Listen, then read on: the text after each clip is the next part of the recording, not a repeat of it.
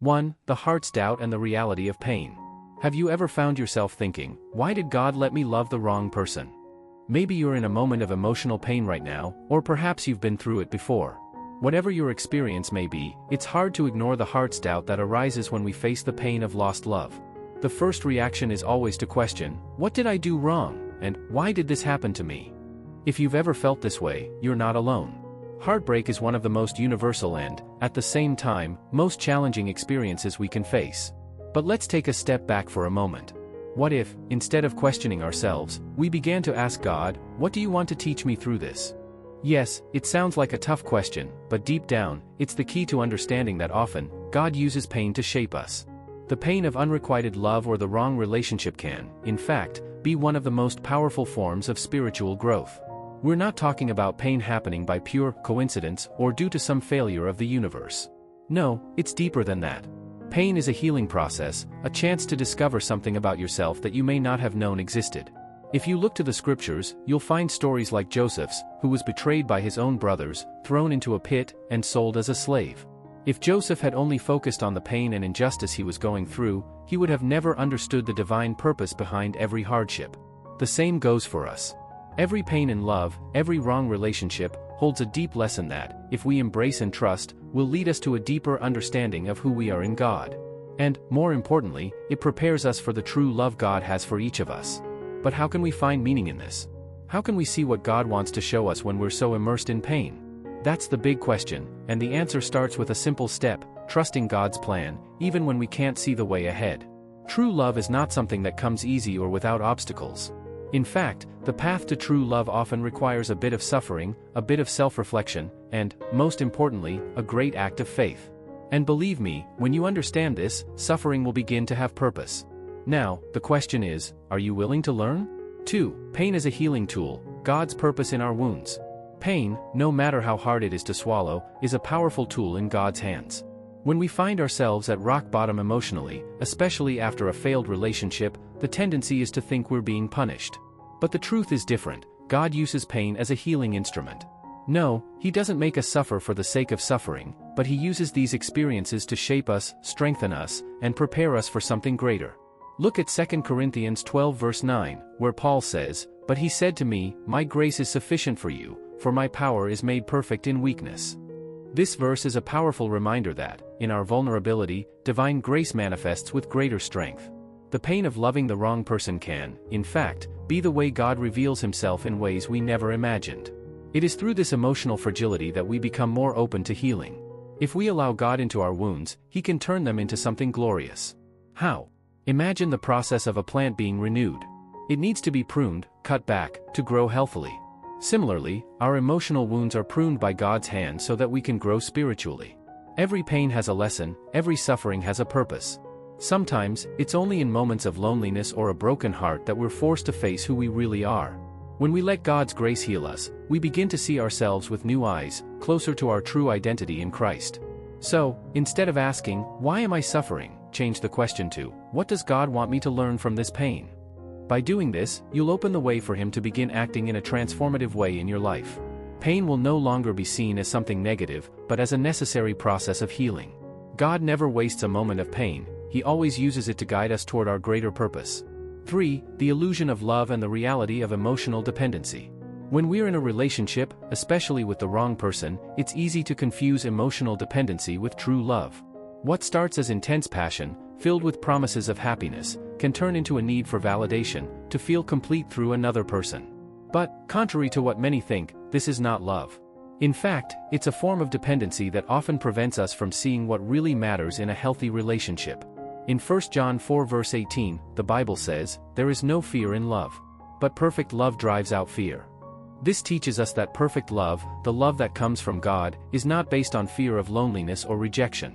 On the contrary, it is grounded in trust, respect, and, most importantly, emotional self-sufficiency.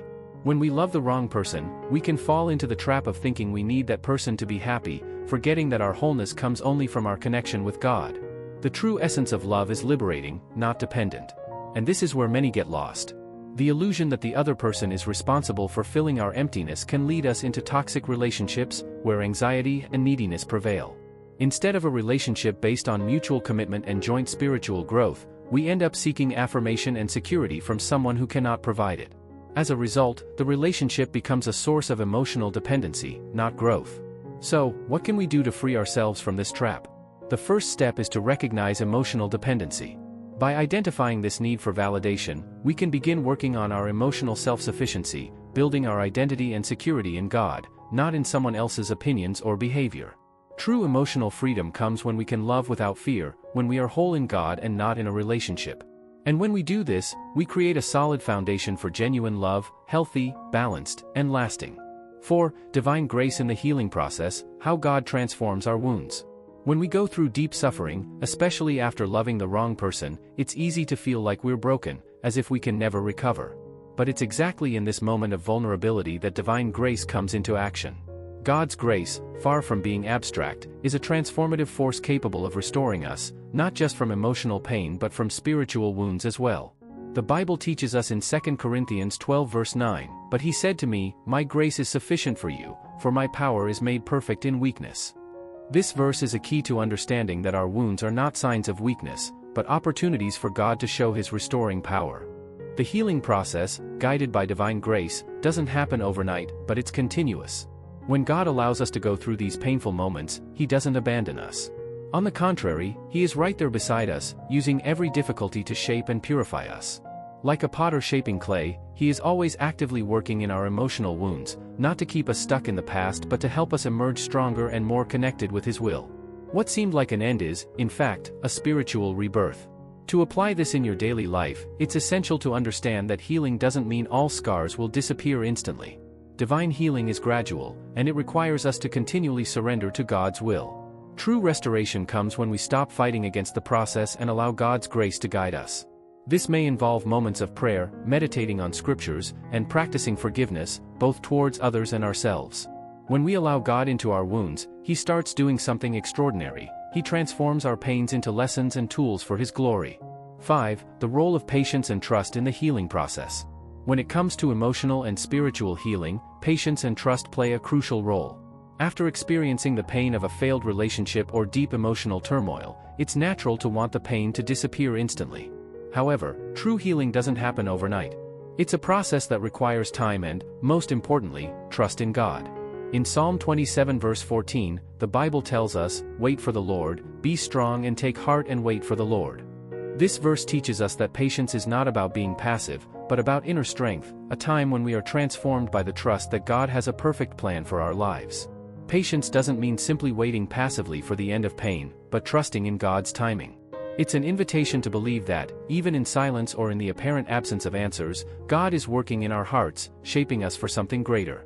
Many times, in our desperation to heal, we try to rush the process, but in reality, true healing comes when we surrender to God's will and allow him to act in his time. When we trust that God knows what's best for us, we can rest in his presence and experience deep relief. However, trusting and waiting is not easy. Human beings are naturally impatient, and often, fear and anxiety push us to seek the quickest solution, without considering the spiritual benefits that come from the process. An example of this is the story of Abraham, who waited many years for God's promise to come to fruition. Even when it seemed impossible, Abraham kept his trust in God, and it was through this patience that he became the father of a great nation, Genesis 17 verses 4 to 5. Likewise, in our healing journey, we must learn to wait with confidence, knowing that God always has something better in store for us. 6. The power of surrender, how to completely submit to God's plan. The word surrender is one of the most powerful in the journey of emotional and spiritual healing.